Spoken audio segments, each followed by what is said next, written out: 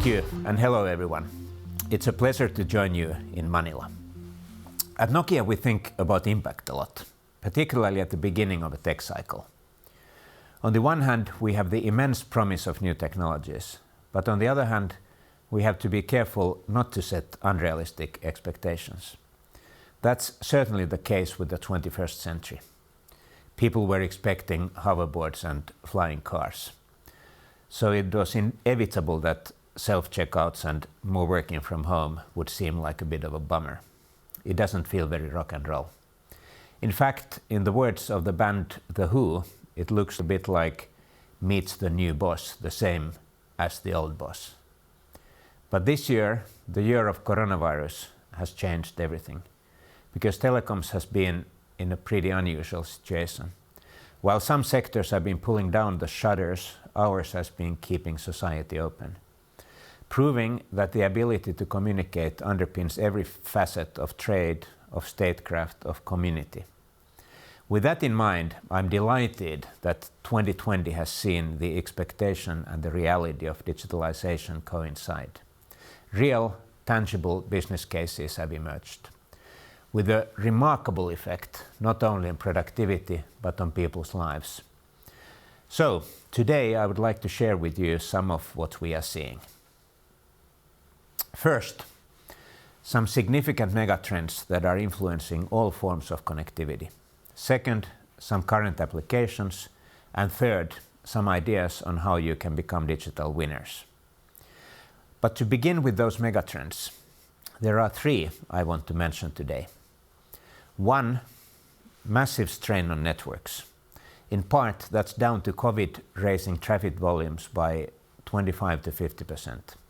But even that will be dwarfed by the absolute connectivity unlocked by 5G. In both consumer and industrial devices, we expect 163 zettabytes of data to be transmitted annually by 2025, up from about 5 in 2014. That's 163 with 21 zeros. And over 60% of that will come from enterprise. The second megatrend is linked to that. One-size-fits-all connectivity is no longer good enough. The most promising network applications, such as virtual reality, industrial IoT, and so on, require more elastic networks in order to give individual users what they want when they want it. That means network slicing, wider use of the cloud, and connectivity solutions designed with deep cross-functional capability. That's the only way to squeeze the most juice out of the third megatrend, Industry 4.0. Or, to put it another way, an 85% plus reduction in worker idle time, a potential reduction of up to 100% of industrial injuries in some sectors, and a big leap forward for sustainability. To quote another rock icon, Bob Dylan, "The times, they are a-changing." And nowhere is that more true than with productivity. Our team at Nokia Bell Labs looked into previous leaps in productivity, and they found out that each jump forward was powered by physical network technologies reaching a new level of effectiveness. For example, in the early 1950s, health, transportation, energy, and communications all reached that level. What followed was a golden era of wealth creation, a decade in which annual productivity growth jumped by 33%. Today, we can see history repeating itself, with digital versions of each of those technologies becoming widespread and working alongside each other. We predict that the tipping point will come around 2028, first in the US and then elsewhere, leading to a productivity jump in the region of 30 to 35%. With the boom felt primarily in the physical industries, sectors that largely missed out on the third industrial revolution. Why? Because now you can digitally optimize physical assets. You do this by putting in place an underlying network that has a few key characteristics like latency and reliability down to the 6th decimal point, sensors everywhere collecting real-time data, software and analytics to crunch that data, and machine learning to ensure a constantly improving process. Now, let me say upfront that it's still early days for industrial connectivity. The ecosystem is still young, but even so, Nokia is using this technology today with over 1,000 enterprise customers. Let me give you some real-life examples, starting with manufacturing. Current industrial connectivity relies on two imperfect technologies. You can either use Ethernet, where the physical cables are reliable but inflexible, or Wi-Fi, which is flexible but unreliable. It's vulnerable to dropped connections as devices move between access points. Industrial wireless technology is different. It's reliable, secure, high-performance technology that gives you the performance of wired Ethernet and the flexibility of Wi-Fi. And that's what we built for Bosch Rexroth, an industrial LTE network. Alongside an automated assembly line with digital twin simulations, where their robots, intelligent spaces, AI and virtual operations are all connected without cables. The result was a greater understanding of when reconfiguration would be required and untethered machines that could be reconfigured more quickly. And therefore, massive operational improvements and cost reductions. But this isn't just a connectivity issue. In order to squeeze the maximum juice out of your private network, you need the right programs with the right capabilities running in the background. In fact, to quote Bruce Springsteen, Industry 4.0 use cases are born to run, specialized software. Another great use case is with the household name logistics company. The longer it took them to deliver a package, the higher their costs. So we worked with them to build a fully automated private wireless network with fully scalable analytics. Across 3 of their airport hubs, the customer put sensors on every pallet and vehicle, tracking location, temperature and humidity to detect potential damage. Inbound trucks are sent straight to available loading bays.